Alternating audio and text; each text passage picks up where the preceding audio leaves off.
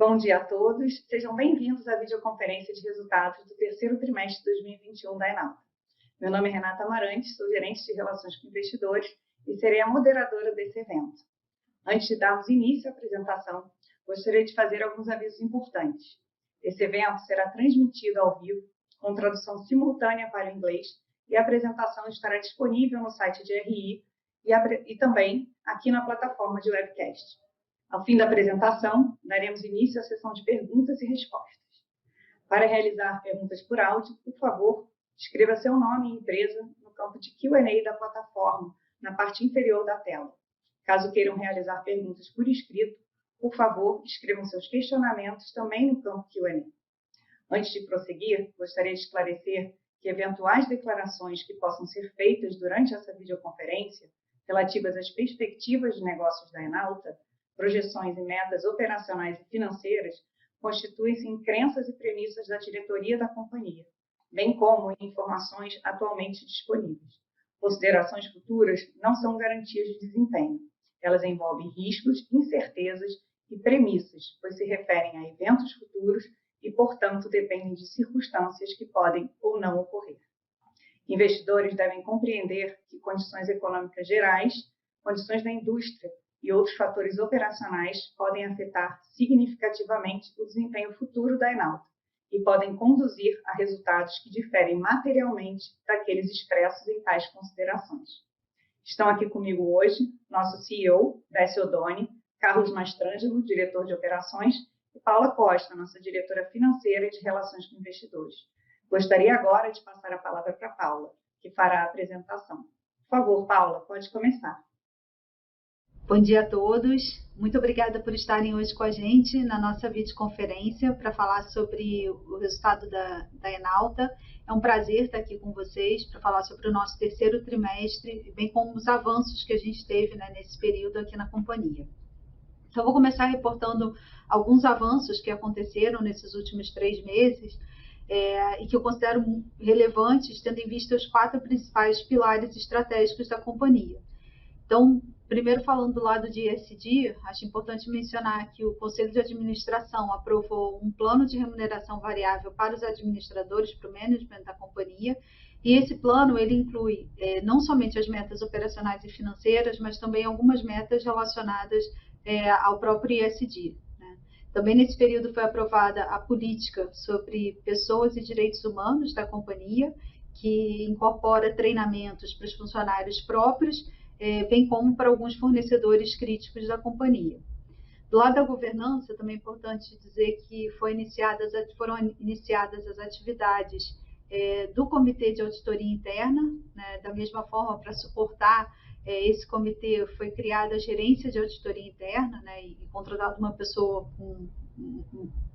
com experiência nessa área para estruturar a auditoria interna, o que a gente entende também ser um passo importante para a governança da companhia. Do lado ambiental, eu gostaria de ressaltar, como a gente já tinha anunciado, em setembro, a gente assinou um memorando de entendimentos com uma empresa de FPSO, a INSO, uma empresa malaia, e esse memorando de entendimentos, ele determina que o projeto de engenharia para adaptação do OSX-2 ele vai aplicar todas as tecnologias disponíveis para garantir a menor emissão de carbono. Né? Além disso, falando do processo de construção, o fato desse ser um FPSO já existente, por si só, ele acaba tendo um processo de adaptação mais simples e, portanto, com menor emissão de carbono do que se a gente estivesse falando da construção de uma nova unidade.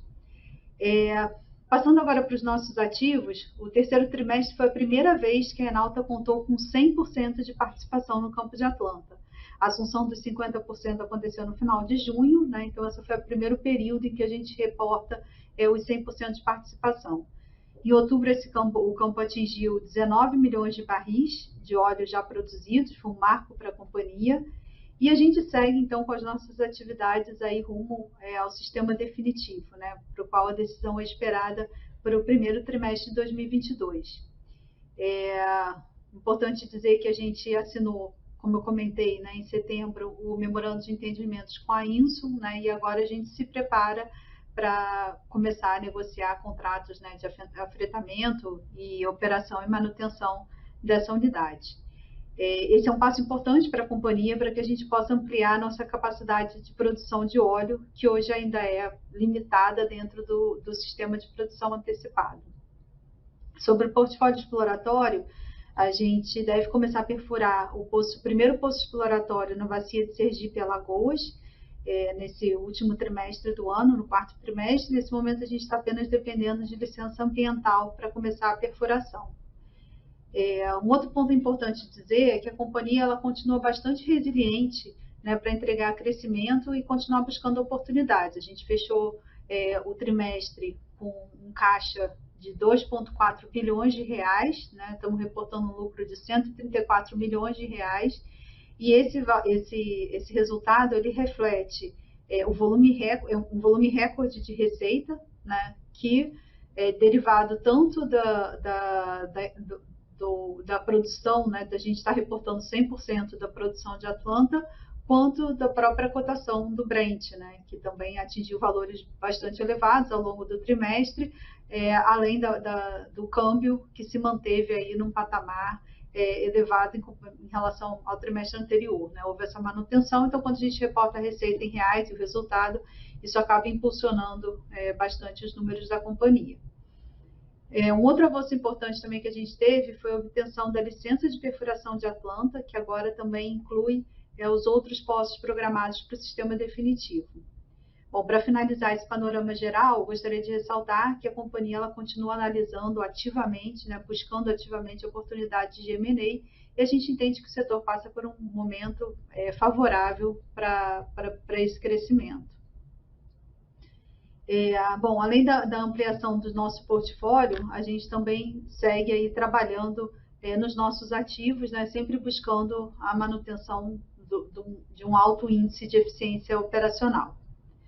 Passando agora para o slide 4, a gente vê como esse cenário de mercado impactou positivamente os resultados da companhia, né? Como eu comentei, esse foi um momento que a gente teve um aumento acentuado da cotação do Brent e a manutenção da taxa de câmbio em um patamar elevado, né? Isso fez com que os preços em reais, né, da commodity atingissem a sua máxima histórica.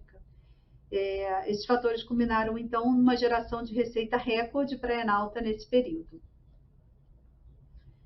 Passando para o desempenho operacional, no slide 5, como eu comentei, esse foi o primeiro trimestre em que a gente reportou 100% de participação no campo de Atlanta, e quando a gente compara com o mesmo período do ano anterior, a gente teve um aumento de 90% na produção, né, também derivado desse aumento na participação do campo.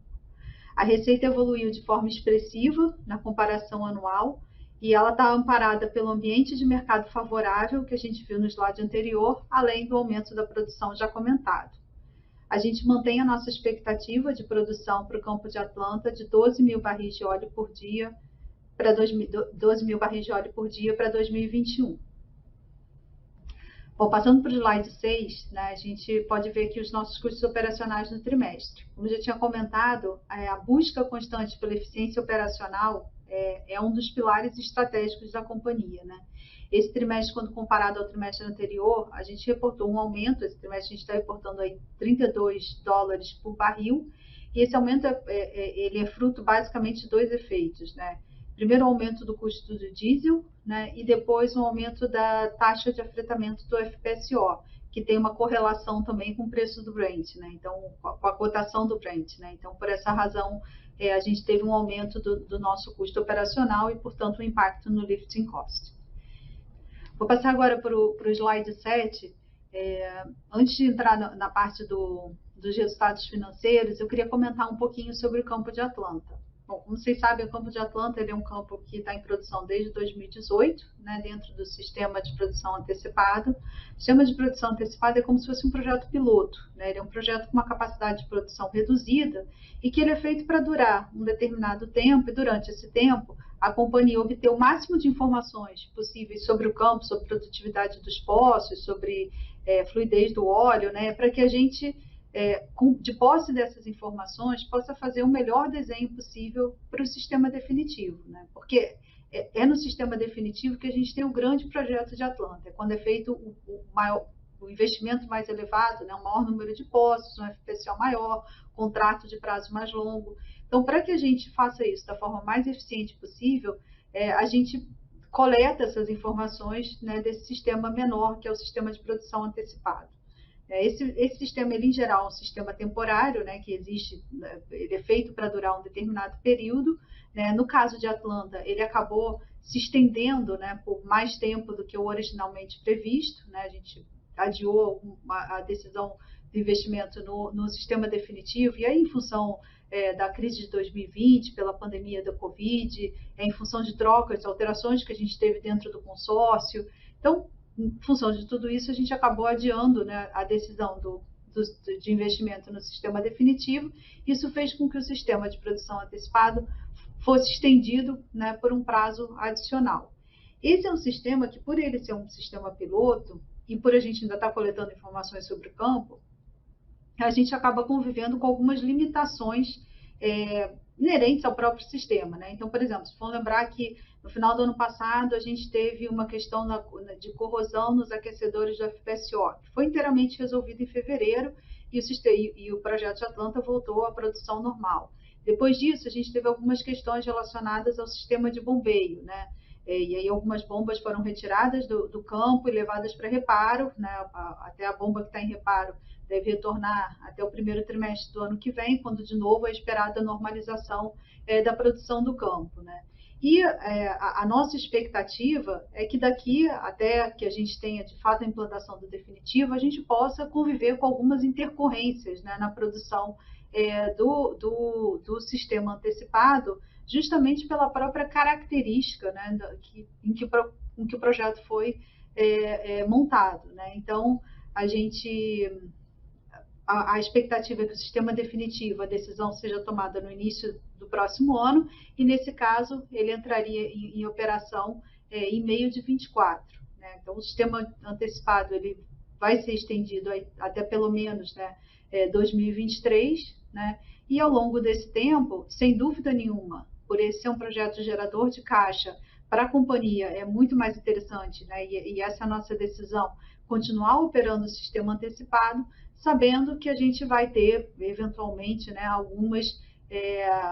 alguns ajustes, né, a serem feitos, né, no sistema para que a gente mantenha ou tenha o nível de produção dentro do esperado.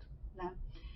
Para o SD, aí a figura já é diferente. Né? Para o sistema definitivo, aí as soluções são pensadas para durar 20 anos de produção. Né? Então, a gente acaba tendo um projeto muito mais robusto, muito mais resiliente e adequado para uma produção de longo prazo. Então, é importante fazer essa diferenciação, né? E deixar muito claro que a gente teve informações valiosas que vieram do sistema de produção antecipado e que serão endereçadas no sistema definitivo para que a gente tenha um projeto mais robusto e capaz de operar por um prazo mais longo. Bom, passando agora para o slide 8, né, como a gente já falou, esse foi o primeiro trimestre em que a gente reconheceu a totalidade da participação de Atlanta. Isso impactou positivamente nossos resultados do trimestre. Né? Se a gente considerar nesse trimestre, a Atlanta respondeu por 80% da receita da companhia. Né? Quando a gente compara esse trimestre com o mesmo período do ano passado, a gente vê um aumento de quase 200% na receita, né, em comparação com o terceiro trimestre de 2020, e de mais de 250% no EBITDAX, também comparando com o mesmo período do ano passado. E aí, basicamente, isso é fruto do aumento da produção, pelo aumento da participação no campo, né, então aumento do volume de produção da companhia, aumento da cotação do Brent, e, além disso, uma valorização do próprio óleo de Atlanta. Né? Hoje, esse óleo ele é vendido a preços muito próximos ao Brent quando a gente considera a entrega na plataforma, ou seja, incluindo os custos logísticos. Né? Quando a gente considera a entrega na refinaria, ele é um óleo que, inclusive, tem um prêmio em relação ao Brent pela característica de ser um óleo de baixo enxofre. Né? A maior participação do campo e a forte alta dos preços da cotação do Brent está por trás aí de um aumento de mais de 350% no lucro líquido da companhia. Bom, a gente segue, então, sempre pautado aí pela nossa resiliência financeira, e eu acho que é isso que eu vou comentar um pouquinho no próximo slide. Né? A companhia termina o trimestre com caixa de 2,4 bilhões de reais, né? A gente continua com uma forte posição de caixa, uma sólida liquidez para capturar as oportunidades de mercado. E nesse trimestre acho que a gente fez também um importante movimento aí ao longo desse ano, né, de dolarização do caixa, né? Então a gente tem mantido uma posição cada vez maior em dólar, como forma de manter a capacidade de investimento, né, a financiabilidade da companhia no longo prazo. Então, hoje a gente tem aproximadamente 40% do caixa da companhia está dolarizado. Falando em termos de compromisso, né, o nosso CAPEX para 2021 ele é de 40 milhões de dólares, né, quase a metade desse valor está relacionado ao campo de Atlanta, e para 2022, um pouco acima dos 100 milhões, 105 milhões de dólares, dos quais também uma boa parcela, 96 milhões, também estão relacionados aos investimentos iniciais do sistema definitivo, né, sistemas submarinos e a perfuração de novos poços no campo de Atlanta. Então, é importante essa mensagem de que a gente tem usado, né, estamos canalizando aí os recursos da companhia, em sua grande maioria, para ativos em desenvolvimento e produção. Passando para o slide 10, esse é o último slide, né? Eu vou fechar aqui dizendo que, na nossa opinião, os resultados ancoram justamente a nossa capacidade de expandir os negócios, continuar buscando novas oportunidades, né, que reflitam o nosso foco na diversificação do portfólio, né? Então, o que a gente quer é aumentar a receita, diversificar a receita e gerar valor para os acionistas, né? A gente entende que a gente pode fazer isso, né, como a gente fez ao longo dos anos, através da valorização das ações ou eventualmente de distribuição de dividendos, né? A gente ainda vê espaço para aprimorar a nossa estrutura de capital. Então, hoje a companhia ela tem uma alavancagem muito baixa, ela carrega uma posição de caixa bastante relevante ao longo dos anos, e a gente entende que tem uma criação de valor grande, né? A gente melhorar essa estrutura de capital, eventualmente acessar mercado de dívida e colocar esse caixa para trabalhar em novos projetos, né? E sempre buscando uma entrega aí de ganhos, né, de eficiência operacional continuamente. Bom, antes de passar aí para a sessão de perguntas e respostas, eu vou passar a palavra para o Décio para algumas considerações finais. Mais uma vez, eu agradeço muito a participação de vocês, agradeço ao time Enalta aí pelo resultado do trimestre e espero vê-los em breve. Bom dia a todos. É um prazer estar com vocês em mais essa divulgação.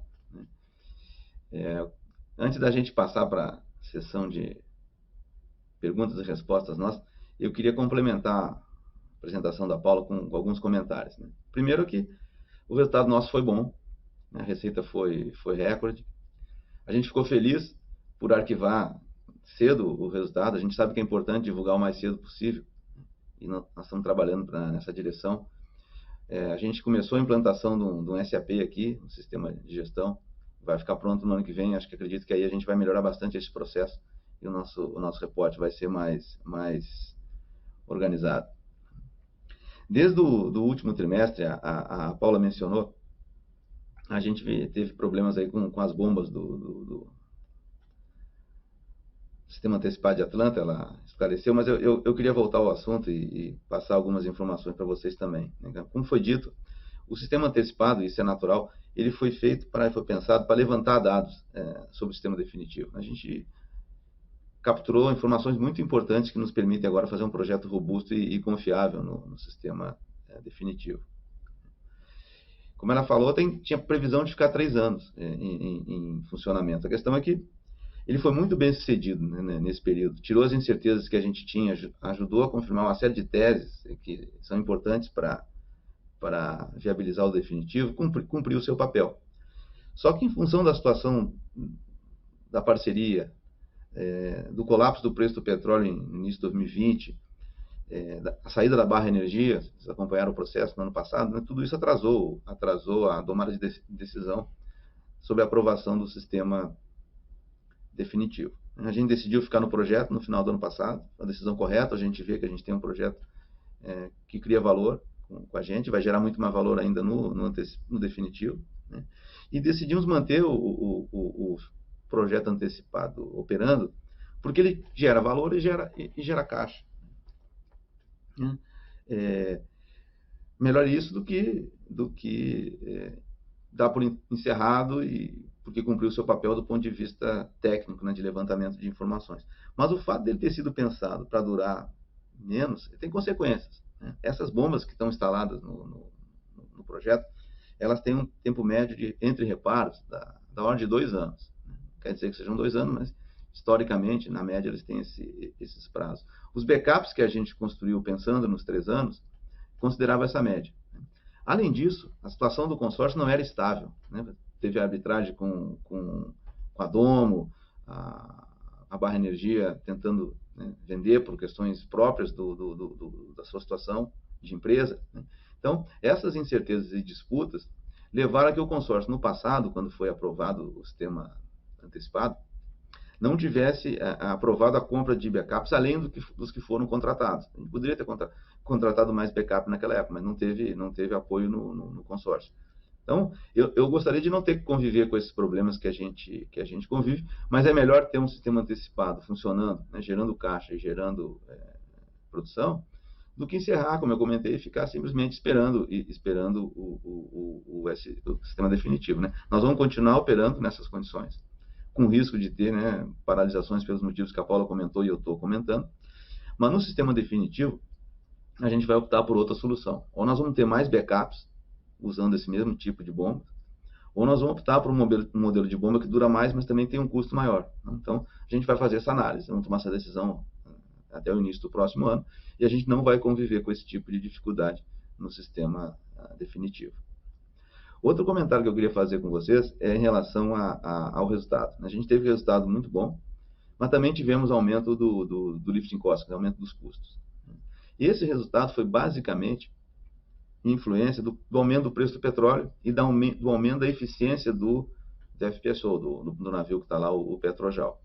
Não é comum, mas o contrato que nós temos com o Petrojal tem uma parcela de custo atrelado ao Brent. Então, se o preço do petróleo sobe, a taxa de afretamento de operação do navio também sobe.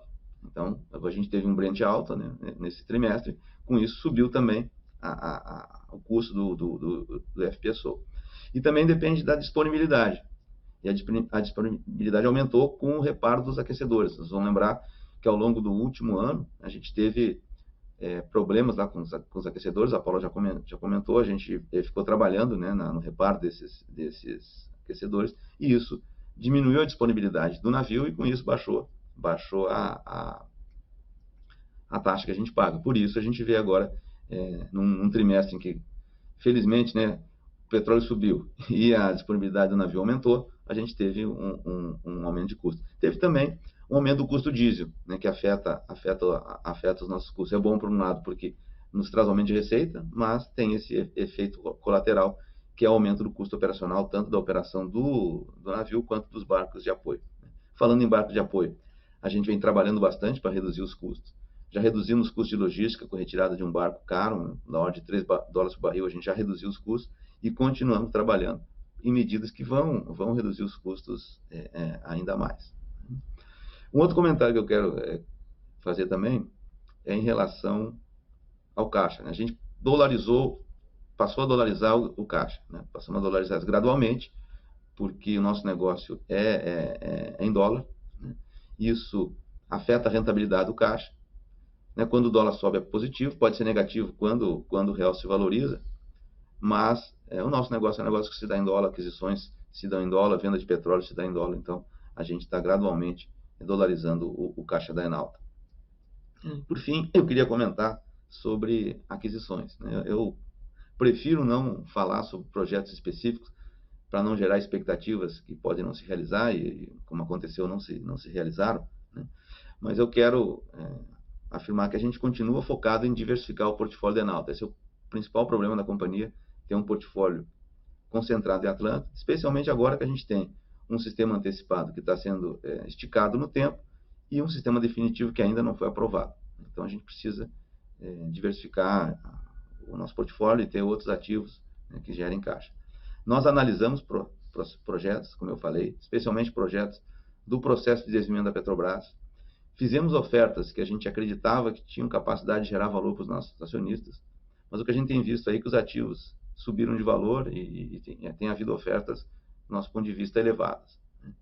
É preciso comprar para gerar valor, né? Tem que respeitar a sacrossanta disciplina de capital, né? E não comprar por comprar. Essa é a preocupação da administração da Enauta. Não é ser conservador, não, né? O petróleo está mais de $80, a gente tem que ter, né, responsabilidade na hora de fazer uma aquisição de porte elevado, né? Nós participamos do Polo Carmópolis, do Polo Bahia, né? Em Carmópolis fizemos uma oferta sozinhos, não fomos bem sucedidos. No Polo Bahia a gente estava numa parceria, acabamos decidindo sair do consórcio na hora de fazer a oferta vinculante, porque a oferta não nos parecia na faixa que gerasse o valor que a gente considerava adequado, no nosso ponto de vista. E participamos de Albacora e Albacora Leste, foi um processo aí que foi amplamente discutido, né, pela mídia, especialmente a mídia especializada no setor, né. Nós fizemos uma oferta, em Albacora fomos extremamente competitivos, Albacora Leste, perdão, fomos extremamente competitivos, no limite no que a gente acreditava ser uma oferta que gerasse o retorno adequado para os nossos acionistas, né.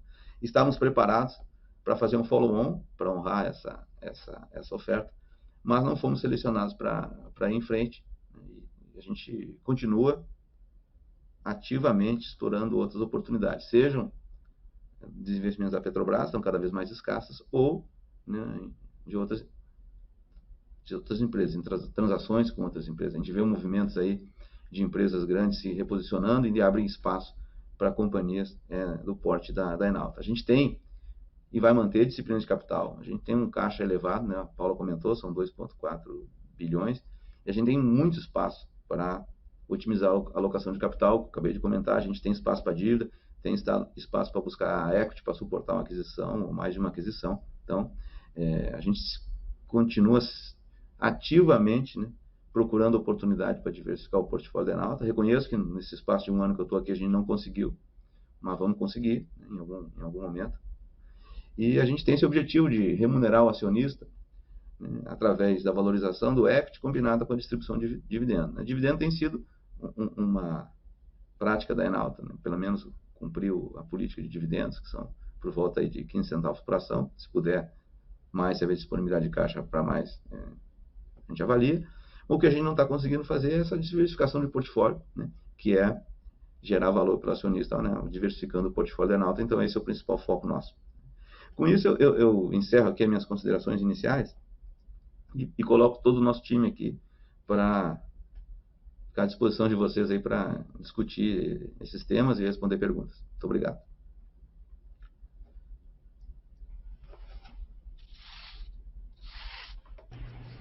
Iniciaremos agora a sessão de perguntas e respostas. Caso deseje fazer uma pergunta por áudio, por favor, digite seu nome e companhia no campo do Q&A. Caso queira que sua pergunta seja lida, por favor, digite seu nome, companhia e pergunta. A primeira pergunta vem do Luiz Carvalho, do UBS. Luiz, seu microfone já pode ser ativado. Obrigado, bom dia, pessoal. Décio, Paula, Mastrangelo. Décio, obrigado pela explicação agora no final, acho que ficou bastante claro. Se eu pudesse só, talvez, tentar investir um pouco mais nessa questão da diversificação do portfólio. Se você puder, talvez, comentar de dois ângulos. Do ponto de vista de competitividade das propostas que a Enauta fez, onde é que, eventualmente, você acha que talvez vocês ficaram um pouco atrás? É por uma questão de custo da empresa, uma questão de percepção de preço de petróleo futuro? Sei que você não pode comentar, obviamente, das outras companhias, mas você acha que as outras companhias foram agressivas do ponto de vista técnico? Sei lá, de repente, trocar um FPSO, perfuração em número de poços, eventualmente, onde é que você acha que talvez a Enauta tenha sido um pouco mais conservadora? Não sei se essa é a palavra, se é o approach correto, mas tentar pegar um pouco dessa cor. E segundo, no lado ainda do portfólio, se você puder comentar um pouco que tipo de ativo vocês estariam procurando, né? Até onde eu entendo, acho que o foco estaria muito mais em ativos já em desenvolvimento ou em produção e não em ativos exploratórios, só para reforçar esse ponto. E aí, talvez, para o Mastrangelo, né, no lado de Atlanta, Quais são os principais desafios hoje para colocar, de fato, pelo menos se a gente olhar aí nos próximos 12 meses, o que a gente poderia acompanhar para, talvez, vamos dizer assim, ter uma visibilidade boa do desenvolvimento do projeto definitivo? Obrigado. Obrigado aí, Luiz. Bom que você está no call. Sempre um prazer falar contigo. Não é de hoje, não é das épocas que eu estou na Enauta, vem de antes aí, esse prazer de conversar contigo. Você sabe disso. Mas, vamos lá. Sendo absolutamente direto, né? Exploração não está no radar da Enauta. A Enauta não vai adquirir mais ativos exploratórios. A Enauta vai avaliar com extremo cuidado o portfólio exploratório que tem, né? E vai tratar com absoluta responsabilidade o uso do caixa em ativos exploratórios. Nós não vamos torrar o caixa perfurando poço exploratório em áreas de fronteira. Agora, nós temos um portfólio exploratório robusto, interessante, com uma capacidade de gerar valor, e nós vamos administrar esse portfólio de uma maneira responsável. Então, a gente está agora a ponto de iniciar uma perfuração em Sergipe, Alagoas, a grande fronteira aí aberta, a mais importante do Brasil, fora da região do pré-sal. Então, estamos aí apenas aguardando que o operador termine as operações aqui na bacia de Santos, no poço que eles estão perfurando no pré-sal, e tenha licença ambiental e possa mover a sonda e começar a perfurar lá em Sergipe, Alagoas, que a gente espera que aconteça rapidamente. E temos ativos na margem equatorial, que estamos avaliando o que fazer com esse ativo. Não tem nenhuma perfuração no horizonte visível nessas áreas fora de Sergipe, Alagoas. E a gente está avaliando o que fazer com os outros ativos que compõem o portfólio exploratório da companhia. Então, o foco da Enauta não é exploração, já foi e não é mais. O nosso foco agora é usar a capacidade de caixa que a gente tem, usar a capacidade de endividamento que a gente tem, usar a capacidade de levantamento de capital, equity que a gente tem, sem limitações, para buscar aquisições. Tanto que a gente fez uma oferta elevada por Albacora Leste, que implicitamente trazia a necessidade de um follow-on. Onde é que a gente pode ter sido mal sucedido? Nós fomos mal sucedidos no sentido de não ter logrado a aquisição, mas talvez a gente tenha sido bem sucedido ao não entrar num projeto que não tenha capacidade de gerar o retorno programado. Quando a gente faz uma avaliação, e todos aqui presentes sabem melhor do que eu, né, porque está cheio de analista aí, em avaliação, garbage in, garbage out. Então, você tem o resultado das premissas que você coloca. Você pode ser conservador ou agressivo nas premissas, sejam elas de preço ou de custo, mas um dia a conta chega, seja para comemorar ou seja para lamentar. O que eu acho é que a tradição da Enauta como uma companhia do setor de muitos anos de trajetória nos leva a buscar oportunidades e que efetivamente a gente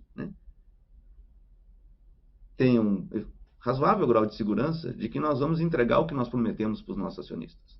Que aquela geração de valor estimada no momento da oferta, ela vai ser cumprida.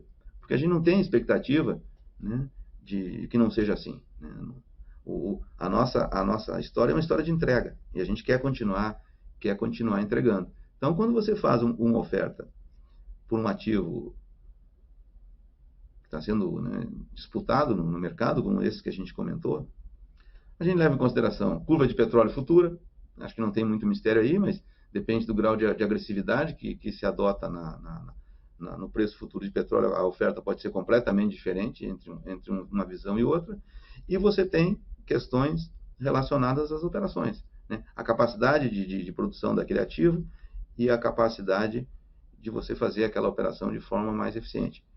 Não tem nenhuma dúvida que as premissas operacionais da Enauta, tanto de capacidade de produção quanto de operação, são adequadas. Uma companhia com a tradição operacional que nós temos sabe o que está fazendo. Então, nós fizemos as nossas ofertas dentro do limite daquilo que a gente acreditava que era razoável fazer, sem gerar expectativas que a gente acredita que pode não chegar a cumprir. Então, o que a Enauta busca é fazer uma aquisição, gerar valor para o acionista e poder estar aqui daqui a 3, 4, 5 anos, né, celebrando aquela aquisição e não justificando por que não está entregando o que prometeu. Acho que com isso eu completo a minha resposta e passo para o Mastranjo para ele falar sobre a Atlanta. Okay, obrigado, Décio. Luiz, obrigado aí pela pergunta. Bom, para o futuro, né, os desafios que nós estamos vendo é a conclusão desse processo da licitação. A estratégia que nós adotamos foi muito boa em função de termos dividido em 2 fases. Aquela primeira fase em que, antes de encaminhar para o mercado exatamente o que nós íamos pedir na licitação, nós encaminhamos para o mercado os comentários e uma proposta de prazos razoáveis para a implementação do sistema definitivo. Então, com o feedback deles, das empresas que participariam do processo de contratação para a conversão do FPSO, nós chegamos a mais ou menos próximo do final, fizemos um acordo de entendimento com a Inson e estamos vendo o seguinte, que o prazo que nós consideramos adequado é mais do que adequado, está até com uma certa folga para início do primeiro óleo lá em meados de 2024.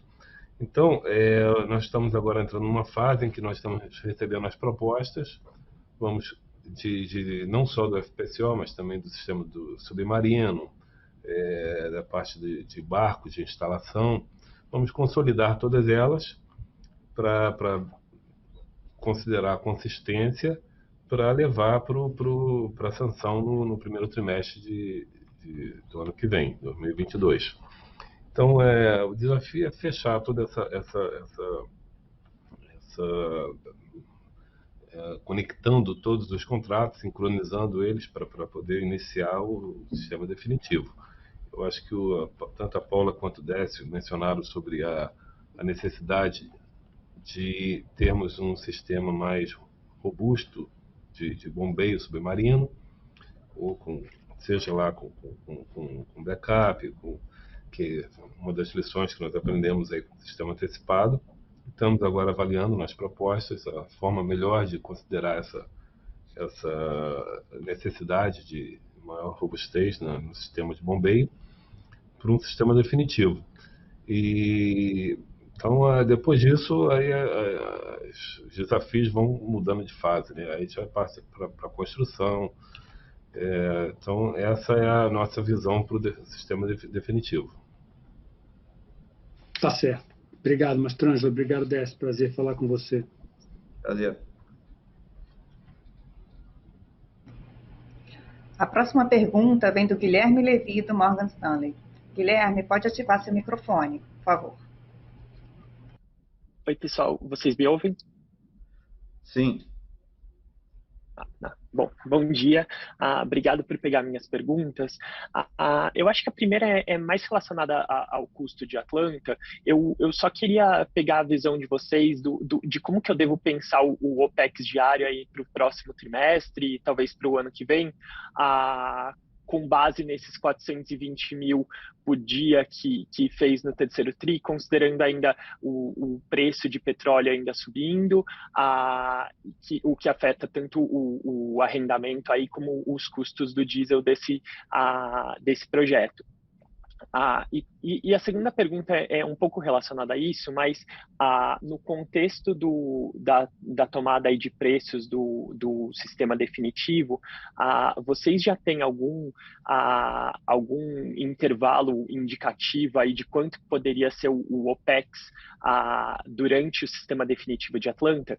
E uma terceira, só se eu puder, em relação ao processo de dolarização do caixa da companhia, esse nível agora de 40% do caixa denominado em dólar é onde já vocês gostariam de estar, ou a gente pode esperar um aumento dessa porcentagem aí nos próximos meses? Obrigado.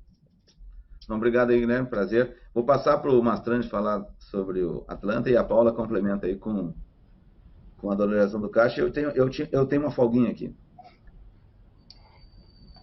Tá certo. Começar aqui com o custo.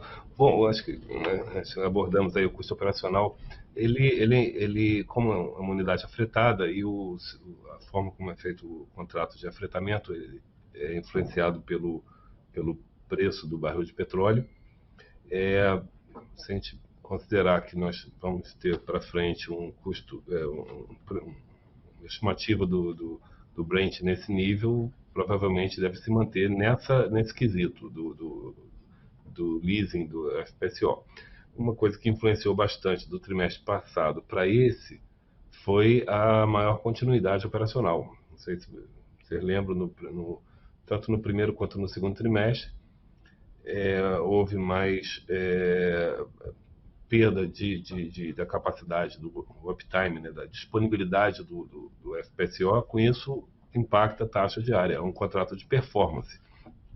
Como a partir do terceiro trimestre foi reparando aí aquela adaptação dos permutadores para conviver com uma produção de água maior, a disponibilidade de produção do FPSO ficou maior, que é bom de um lado, que é o que a gente espera, que tenha maior disponibilidade.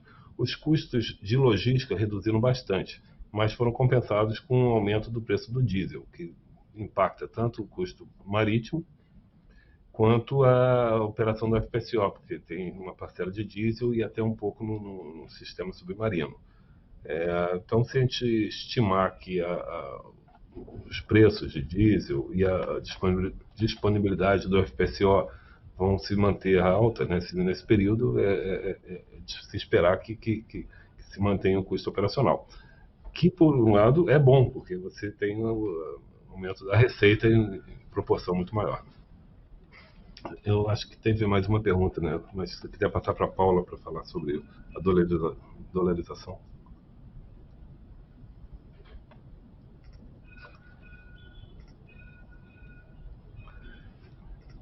Bom, falando um pouco sobre o caixa, a dolarização do caixa foi um movimento que a gente começou no segundo trimestre desse ano, mais ou menos, e eu acho que ela está bem em linha com a estratégia da companhia, né? A gente sabe que a gente tem uma posição relevante de caixa, que a gente já carrega há algum tempo. O nosso setor, né, ele tem uma dinâmica bastante dolarizada, né? E dado que a nossa intenção é usar esse recurso majoritariamente, né, para a compra de novos ativos, né, e esses ativos são denominados em dólar, tem um preço denominado em dólar, faz todo sentido que a gente caminhe, né, nessa direção para manter a capacidade de financiabilidade, a capacidade de investimento da companhia. Então, é algo que a gente, como o Décio colocou, acho que é algo que a gente já tinha no radar, a gente não faz isso, né, de uma vez só, a ideia é que a gente faça esse movimento ao longo do tempo, mas é que a gente consiga proteger essa capacidade, principalmente de expansão de portfólio, de compra de ativo. O próprio desenvolvimento de Atlanta é também um CAPEX, né, que vai ser dolarizado. A gente já tem há 4 anos, né, uma política de gestão de risco de mercado que incorpora tanto a parte cambial quanto a parte da commodity, né, o preço do petróleo. E aí, normalmente, a gente tem uma régua aonde, quanto mais próximo a gente estiver desse investimento, a gente tem um grau um percentual de hedge maior do que para os investimentos que estejam mais distantes, né? Então, eu acho que essa mudança de estratégia, né, e a clareza de que esse caixa majoritariamente vai ser utilizado para aquisição de novos ativos ou desenvolvimento, né, do campo de Atlanta, fez com que a gente continuasse caminhando nessa direção. Então, acho que a longo prazo a gente pode ver sim, percentuais maiores do caixa dolarizados. Obrigado, Paula. O Mastrandi vai agora complementar a resposta para o Guilherme, falando do OPEX no sistema definitivo. Isso, essa foi a última pergunta. Guilherme, nós estamos exatamente agora na fase de conclusão das negociações, recebendo as propostas. Então, você não poderia passar a expectativa nossa agora.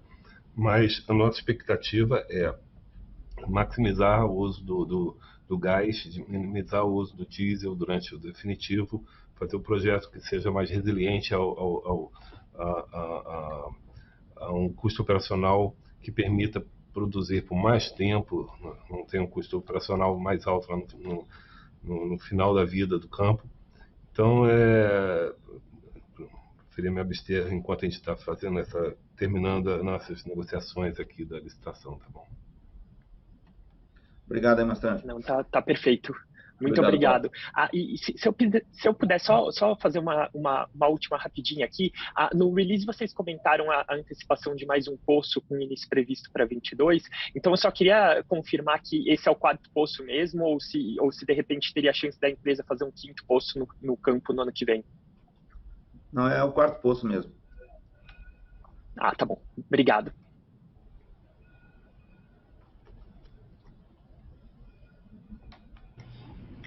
A próxima pergunta vem do Leonardo Marcondes, do Itaú. Leonardo, pode ativar seu microfone, por favor. Fala, pessoal, tudo bem? Bom dia, vocês me escutam? Sim. Opa, legal. Bom, obrigado por pegar minhas perguntas. 2 pontos aqui do meu lado, tá? No release vocês mencionaram que esperam perfurar o primeiro poço em Sergipe Alagoas nesse trimestre ainda, né? Mas ainda depende de licenciamento ambiental, né? Então eu queria saber se tem algum risco de atraso aí dado esse licenciamento ambiental, ou se está tudo conforme o planejado em termos de timeline dessa perfuração, e também se existe algum... quando vocês imaginam que vocês poderiam compartilhar com a gente os resultados dessa perfuração, caso seja bem sucedida aí, né? Só para a gente ter um pouco da noção do news flow em relação a Sergipe Alagoas, tá? Minha segunda pergunta é em relação à ampliação de capacidade de tratamento de água da Petrojal, né? Com a primeira fase concluída, né? Quando vocês esperam, qual é a capacidade de produção esperada da plataforma, dado a atual produção de água no campo, né? E quando vocês imaginam que vão terminar a segunda fase, e qual a expectativa da capacidade de produção depois de ter concluído a segunda fase? Obrigado. Bom, obrigado, Leonardo. Primeiro eu vou responder aqui sobre Sergipe Alagoas, depois passo para o Mastrange falar do Petrojal. Vocês sabem que o operador, né, em Sergipe Alagoas é a Exxon, é um consórcio que a Exxon tem 50%, a Murphy tem 20%, a Enalta tem 30%. A gente tem um carrego aí nesse primeiro poço. Quem conduz aí as operações é a Exxon, a gente é sócio. A informação que nós temos é que eles estão concluindo aqui uma perfuração no pré-sal, na Bacia de Santos, e depois conduzem todos os trâmites necessários para poder mobilizar a sonda para Sergipe Alagoas e perfurar. Dentre esses trâmites está a obtenção da licença ambiental definitiva. O que a gente está esperando é que esse processo vai acontecer dentro agora desses próximos 2 meses e que a gente possa ter o início da perfuração nesse trimestre que é o programado. Um resultado numa operação dessa demora 2, 3 meses, né, que é o tempo aí esperado de duração para esse poço. Agora eu passei para o Mastrange para comentar sobre tratamento de água aí do FPSO. Tá bom. Christian, sobre nós passamos, né, para 8.500, já foi feita essa ampliação. Essas atividades no mar, ainda mais nessa época de pandemia, com as restrições de embarque, tem um cronograma, a gente tenta colocar uma folga, às vezes tem alguma surpresa, um pouquinho para lá, para cá, mas a segunda fase está prevista hoje para outubro do ano que vem, ampliando bastante, de 8.500 para 20.000. É a capacidade que nós chegaremos no ano que vem, a capacidade de tratamento de água. Para que é essa capacidade de tratamento de água aumentada? Para poder liberar a produção do óleo para o máximo que a curva possa fornecer com os 3 poços que nós temos hoje no campo de Atlanta, no sistema antecipado. Tá? esse cronograma, a gente vai ter mais precisão daqui a mais algum tempinho. A gente está ainda fechando, depende de programação de atividades no mar, mas a princípio é outubro do ano que vem, ampliando a capacidade de tratamento de água. Só para te dar uma ideia, no definitivo é para mais de 140 mil. Então é para lá para produzir o que puder até o final, sem restrição, no final da vida do campo. Mas essa é a previsão nossa. Não sei se eu respondi essa dúvida sua. Não, tá bem claro. Obrigado, viu? Tá ok.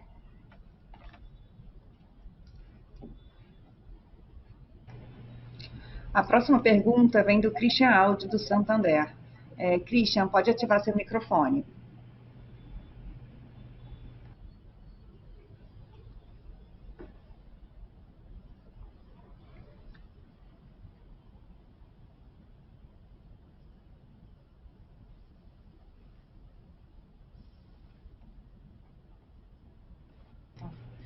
Olá, Christian, imagino que você tenha alguma questão. Dá para me ouvir? Conseguiu? Dá para me ouvir? Tá ótimo. Tá, Joy, obrigado, Renata, desculpa. Olá, Décio, Nada. Paulo e Carlos, tudo bem? Tudo bem, é um prazer falar contigo. Igualmente, Décio, obrigado primeiramente pelos seus comentários iniciais, principalmente com relação a esse processo de M&A, porque isso ajuda muito a gente a entender a cabeça da companhia e tudo que vocês estão fazendo. Então, obrigado pela transparência. Eu queria me focar nesse tópico. Dado essas tentativas que vocês fizeram, como é que você se sente agora com relação a novas oportunidades? Você está sentindo o mercado aí que está ficando mais quente? São mais oportunidades aparecendo, menos oportunidades? É mais ou menos a mesma dinâmica? Então, se você puder dar uma leitura de como é que você vê o mercado de oportunidades mudando conforme a gente entra no ano de 22, que vai ser um ano mais complicado, com eleições, etc. E segundo, Albacora e Albacora Leste estão seguindo aí com um dos seus competidores, né?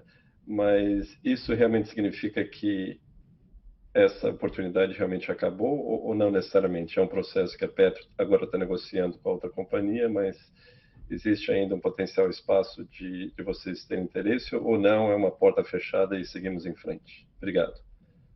Bom, obrigado aí. Primeiramente, né, no conceitual, antes da gente falar sobre a Enauta em particular. O que a gente viveu aqui no Brasil, eu gosto bastante de lembrar isso, foi num primeiro momento, lá por volta de 2008, 2010, 2011, uma primeira onda de abertura, resultado dos leilões da ANP e da descoberta do pré-sal, que geraram as primeiras empresas nacionais de exploração e produção de um porte maior. O caso típico aí foi a OGX, depois a HRT e a Queiroz Galvão na época, depois a Enauta. Foi a última delas a fazer o IPO em 2011. Naquela ocasião, o que havia de oportunidade e o que o mercado buscava foi antes do cheio, mostrar sua cara, foi antes da transição energética acelerar, foi antes da transição, foi antes da Petrobras começar a vender ativos. A alternativa que existia naquele momento para as empresas era exploração, e exploração em água profunda, porque era a nova fronteira e onde estavam os potenciais reservatórios, né, que iriam produzir petróleo a mais de $100 o barril, que era o preço que a gente tinha naquela época. E a Enauta foi bem sucedida porque, tendo essa estratégia, foi a única delas que sobreviveu, né, na forma original. Tendo, né, disciplina de capital e não gastou todo o dinheiro que levantou no IPO, e hoje em dia a gente tem capacidade de investimento. Esse mundo mudou especialmente aqui no Brasil, com os desinvestimentos da Petrobras, que abriu oportunidade para que novas empresas investissem no setor de exploração e produção com um portfólio não focado em exploração, né? Porque exploração não é para companhias de pequeno porte, né, médio porte. Exploração é um jogo, especialmente em água profunda, em províncias como a pré-sal, por exemplo, que os custos são elevados, para grandes players. Esse pessoal dedica uma parcela diminuta do EBITDAX para exploração, né? E tem uma sólida geração de caixa. Então, para quem quer fazer exploração, precisa ter uma sólida geração de caixa. A Enauta não tem uma sólida geração de caixa, então não pode fazer exploração em água profunda em larga escala. Então, daí a mudança de direcionamento estratégico que eu dei quando eu cheguei na companhia. E aproveitar as oportunidades existentes pelo interesse das grandes empresas, não só a Petrobras, mas outras, de desinvestir de ativos mais maduros e focar algumas em ativos de transição energética, reduzindo a exposição ao óleo e gás e selecionando os ativos de óleo e gás que vão permanecendo, e outros até fazendo esse processo de forma muito mais intensiva. A Petrobras, então, colocou uma série de oportunidades no mercado, e o sucesso de empresas que fizeram essas aquisições no momento inicial aumentou o interesse por esses ativos. E a gente olha e vê que a competição foi basicamente a competição dentro do Brasil. Pouco interesse de fora, né? Teve um grupo aí relevante que fez proposta para ativos grandes de fora, mas o que a gente viu foi empreendedores nacionais, alguns com capital privado de fora, mas iniciativa local, e empresas que já estavam estabelecidas aqui no Brasil, né, se beneficiando desse processo. Especialmente ao longo desse último ano, em que as oportunidades da Petrobras foram se escasseando e também foram crescendo de dimensão, né? A Petrobras colocou à venda ativos maiores ou agregou os ativos em clusters, como o Carmópolis, por exemplo, que a gente participou, o Polo Bahia, o Albacora Leste.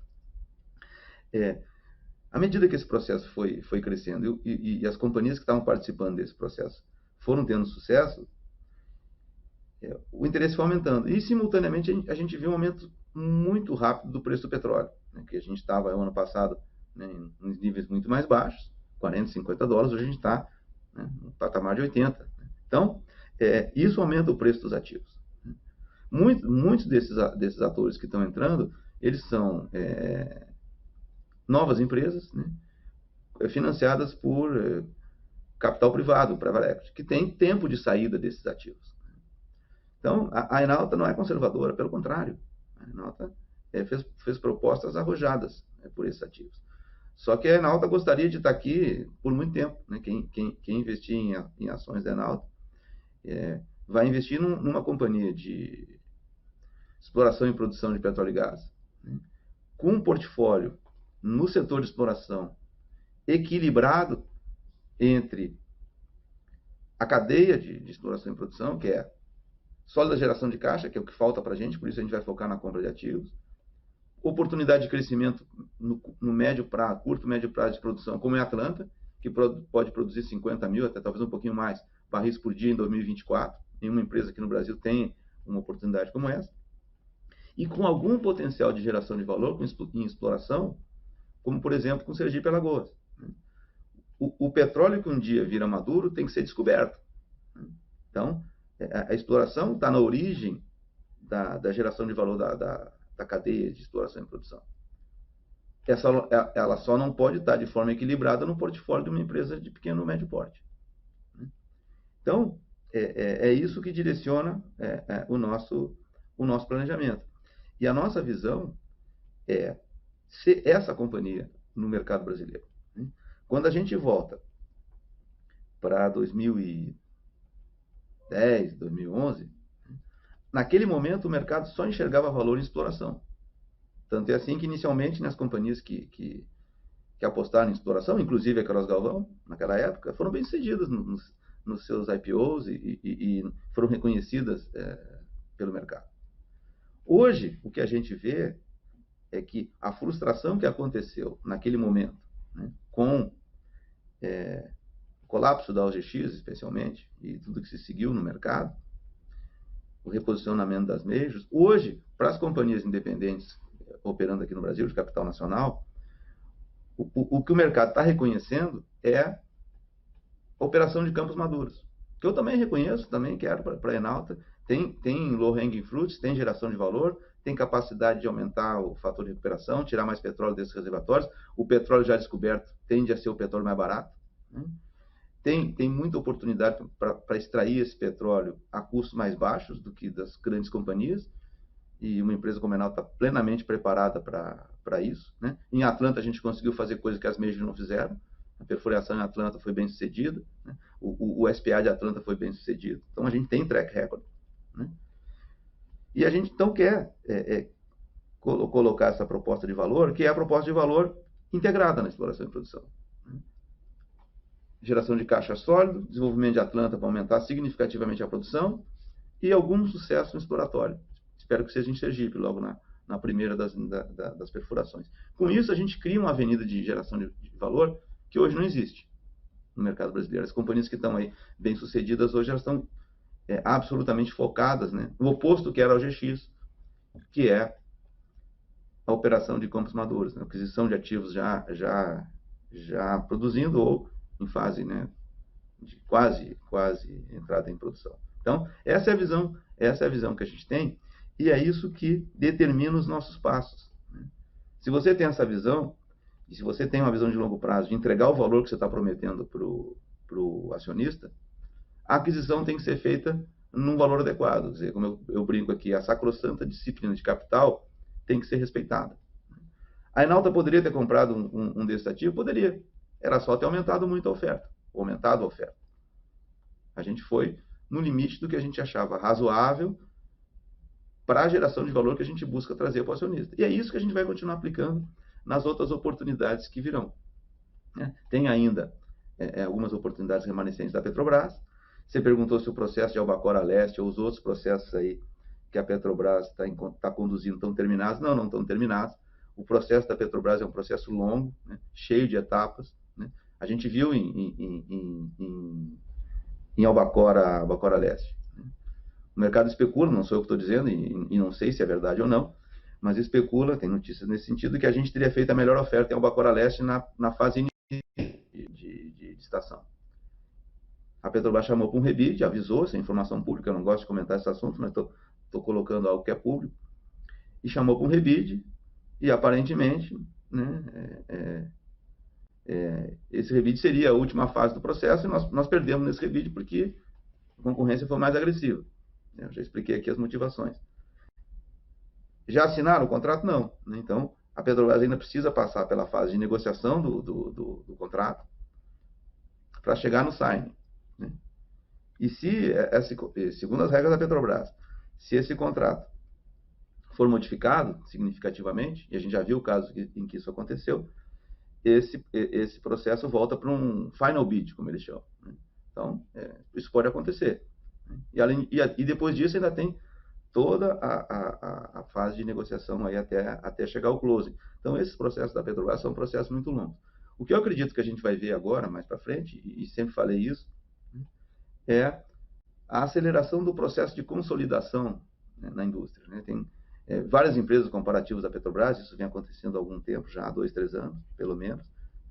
A gente tem novos entrantes agora, né, muitos deles também com investidores que buscam uma saída, né, seja através de uma venda, seja através de um IPO, de um reverse IPO. Né. Então, esse processo de consolidação vai se acelerar, eu acredito, a partir de agora, e a Enauta é um ator que está atento a isso. Ótimo, muito obrigado, Décio, Paula e Carlos. Desculpa, é longa explanação, viu? Não, ajuda bastante, muito obrigado. Faltou alguma coisa aí, não? Não, estava perfeito, muito obrigado. Obrigado, querido. Abraço. Abraço. A sessão de perguntas e respostas está encerrada. As demais perguntas que recebemos, elas serão respondidas por e-mail. Gostaria de passar a palavra ao Décio agora para as considerações finais. Por favor, Décio. Bom, obrigado a todos aí. Eu acho que foi uma divulgação que a gente teve oportunidade de conversar bastante sobre o que aconteceu. Eu também já estou aqui há um ano, então já consigo ter um maior domínio dos assuntos da companhia, dos planos, do que a gente quer fazer. Foi um período rico aí em oportunidades. A gente, como ressaltou, né, avançamos, estamos agora 100% de Atlanta, estamos focados em aprovar o projeto definitivo, que isso aí vai dar uma clareza muito grande, né, para todos nós, da expectativa de geração de valor da companhia a partir da implantação do sistema definitivo. Mas queremos mais, né? Queremos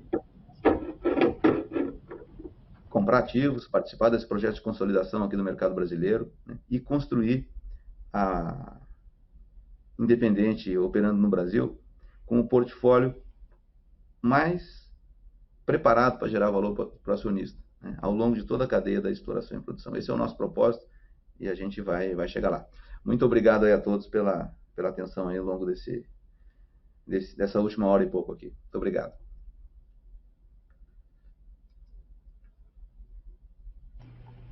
A videoconferência da Enalta está encerrada. Agradecemos a participação de todos vocês e tenham um excelente dia.